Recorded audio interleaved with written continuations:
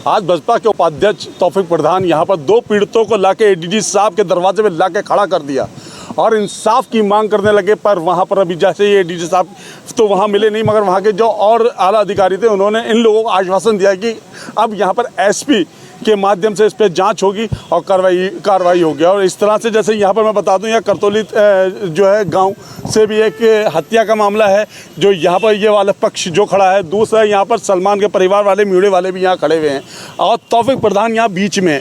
ये क्यों इन लोगों का साथ दे रहे हैं, क्या वजह है कि इन लोगों की अभी तक इनके इंसाफ की हर जगह गुहार लगा रहे हैं मगर अभी तक इंसाफ नहीं मिल पा रहा है। और मैं अगर बात करता हूँ सलमान के यहाँ वालिद हैं और इनसे बात करता हूँ अशफाक भाई से, ये बेचारे अब जो है एक हद हो चुकी है, अति हो चुकी है। मैं अब अशफाक जी, आप क्या अब यहाँ पर जब आए तो किस तरह का आश्वासन दिया गया आपको?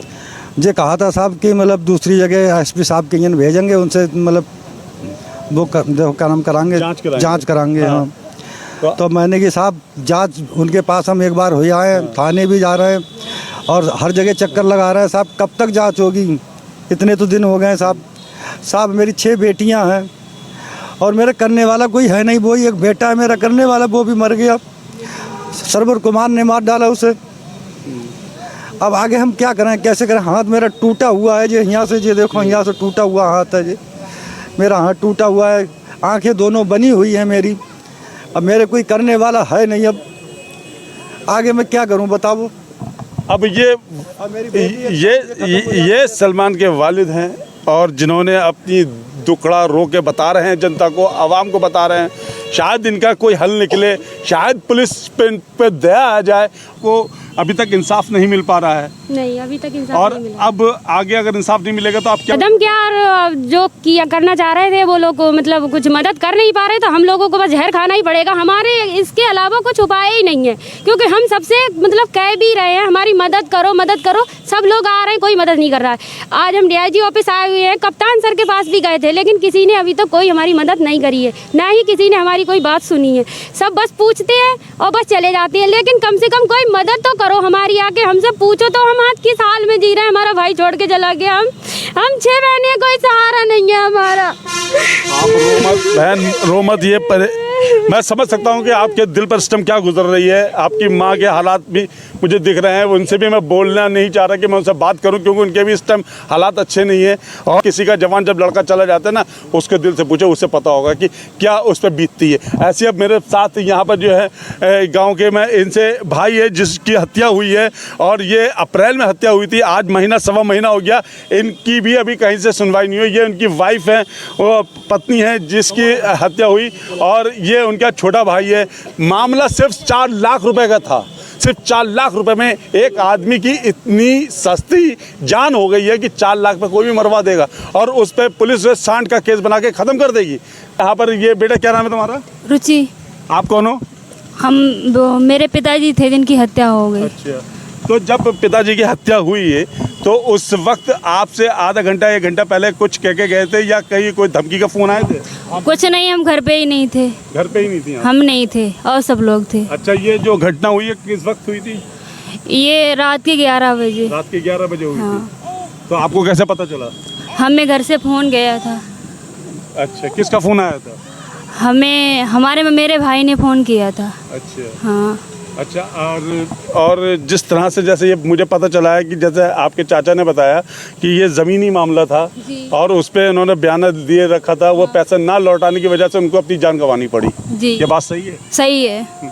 अब आप उनके छोटे भाई हैं, अब आप पे अभी तक उन लोगों पे, उन दोषियों पे क्या कार्रवाई कर रही है? उन लोगों को लाकर पुलिस छोड़ देती है, जो है उन्हें पहले लाई थी, 2 दिन रखा, फिर ये और जो मुखबर था हमारी घर की जिसने रेकी गई थी, वो प्रकाश यादव है। अच्छा। उसने जो, और मेरे जो 2 भाई घर पे रह गए थे उस दिन।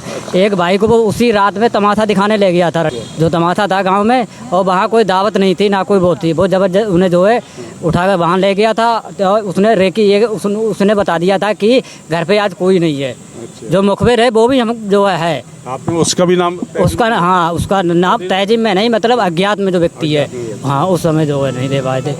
जी। अच्छा, इस मामले को तो अब 1.25 महीना 1.5 महीना होने पे आ रहा है, जहाँ तक 1 महीना 8 दिन होने जा रहे हैं। महीना 8 दिन होने में आ रहे हैं और आपके अभी भी इसकी चिता की आग अभी ठंडी नहीं हुई हर होगी। जगह हो आए हैं के साथ आज आपके साथ यहाँ पर बसपा के उपाध्यक्ष तौफीक प्रधान जी आज आपके कंधे से कंधा मिला के खड़े हुए हैं। जी, और कोई नहीं आया था प्रशासन बस अभी ये जो है बस यही है कि हमारे आदमी का ही सहारा है। जी जी जी। मैं तौफीक प्रधान जी से रूबरू होता हूँ। तौफीक प्रधान जी, ये क्या मामला हो रहा है कि एक तरफ आपके तरफ जो है हिंदू पीड़ित परिवार है, एक तरफ मुस्लिम पीड़ित परिवार पर, बीच में आप हो। ये सब हमारे भोजन है, हमारा परिवार है, समझ सकता हूँ। टीम हमारा परिवार है ये। देखो, आज मैं बात प्रशासन पे करना चाहता हूँ कि जब हमारे परिवार, जब मतलब थाने से लेके सीओ से लेके कप्तान से लेके और डीआईजी से लेके आज एडीजी साहब के पास भी हम लोग आ गए।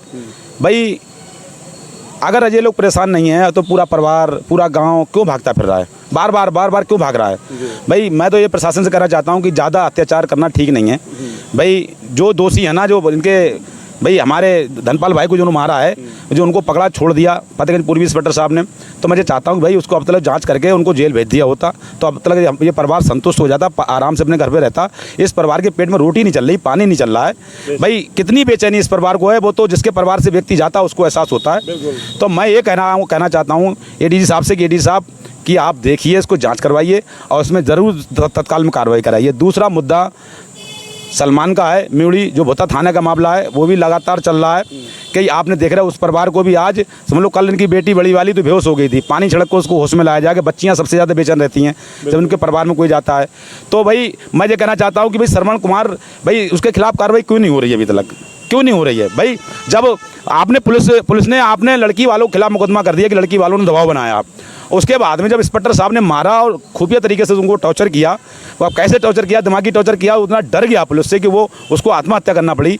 तो भाई जब आप लड़की वाले के पक्ष पे मुकदमा कर सकते हो तो भाई उस इंस्पेक्टर पे कार्रवाई क्यों नहीं कर सकते हो? इसका मतलब सीधा आपको लग रहा है कि भाई पुलिस को बचाना चाह रही है। सीधा मुझे यही मामला लग रहा है कि अपने स्टाफ बचाना चाह रहा है। जब इसके बाद अब यहाँ पर जिस तरह के आपने इंसाफ के लिए इन दोनों पीड़ित परिवार को लेके आए हैं, उन्होंने भी आश्वासन दे दिया कि अब जो है ये सीओ लेवल से नहीं होगी, अब ये एसपी लेवल से इसकी जो है हम जांच कराएंगे। इस पे आप अभी कहा है कि अब सीओ लेवल से नहीं, अब एसपी रेंज से हम जांच कराएंगे।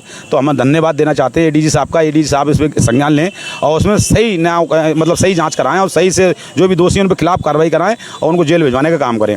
उसी हिसाब से मेरे पास फिर धमकियां आना शुरू हो गई। अच्छा। हाँ, आज उसी हिसाब से फिर धमकियां आज फिर उसी हिसाब से धमकियां आना शुरू हो गई कि प्रधान जी आप ज़्यादा नेता बन रहे हो, आपको इस लायक छोड़ेंगे नहीं जो आप अपने बहुजन समाज की मदद कर पाओ। तो मैं साफ मैं आपकी मीडिया के द्वारा कहना चाहता हूँ कि आपको अगर इनकाउंटर करना है, आपको पैसा देके मुझे मरवाना है, कुछ भी करवाना है करवाइए। मैं ऐसी समाज के साथ खड़ा हूँ और पूरा जीवन हो गया और जब तक जिंदा हूँ तब तक अपने समाज के साथ खड़ा रहूँगा, कंधे से कंधा मिला के अपने समाज में जितनी भी ताकत होगी उतनी लगाऊंगा। अपने समाज के ऊपर अत्याचार नहीं होने दूंगा, बहुजन समाज के ऊपर। ये मैं शपथ लेता हूँ आज यहाँ इस पार्क में खड़े होकर।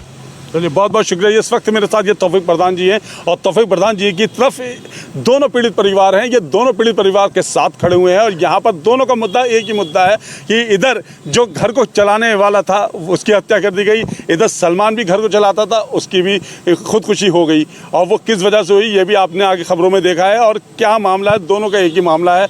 और इस मामले को अब पीड़ा जो है तौफीक प्रधान जी ने उठाया और उन्होंने ये आखिरी बार बोला है कि अगर इस वक्त अब इनको कोई कार्रवाई नहीं मिली या और इनको भी जो है इसी पीड़ित परिवारों की जो ये मदद करते हैं, कंधे कंधा मिला के चलता है, अब इनको भी, जैसे कि इनका आरोप है कि इनको भी धमकियां मिलने लगी, मतलब इनको भी अब जान के जो है लाले पड़ने लगे हैं और इनकी हिफाजत के लिए अब कौन खड़ा होता है, अब ये चीज़ देखना बाकी है। और बाकी मैं आपको बता दूं कि अब ये मामला यहाँ नहीं टिकेगा। अगर अब ये यहाँ से नहीं होगा तो अब ये तूल पकड़ेगा और सीधा ये कोर्ट में जाएगा। आगे भी मैं आपको इस तरह से अपडेट कराता रहूँगा। बने रहिए मेरे साथ। कैमरा पर्सन मुस्तफ़ा के साथ मैं सैयद सलमान, D7 न्यूज़ बरेली।